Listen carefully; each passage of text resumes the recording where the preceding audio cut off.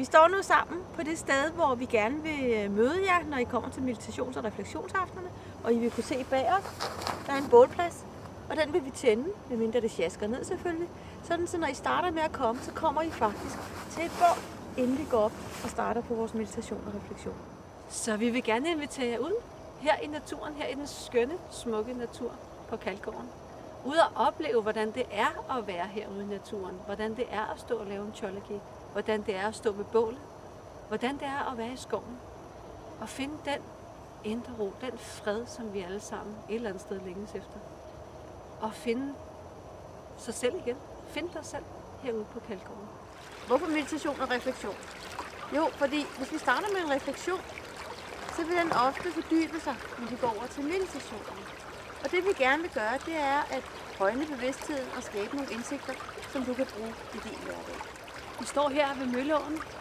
Måske kan du høre vandet, der risler i baggrunden. Og det er vandet, der risler indvendigt.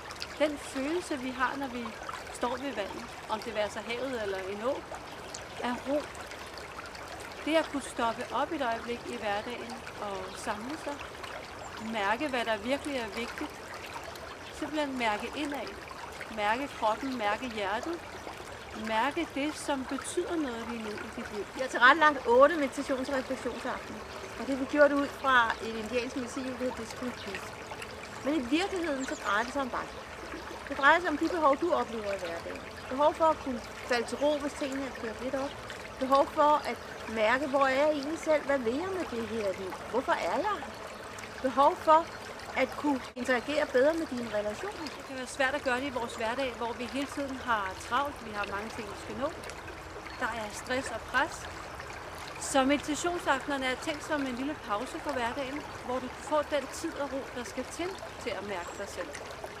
Du vil opleve, at naturen og medicinhjulet er fundamentale elementer i vores meditationsaften.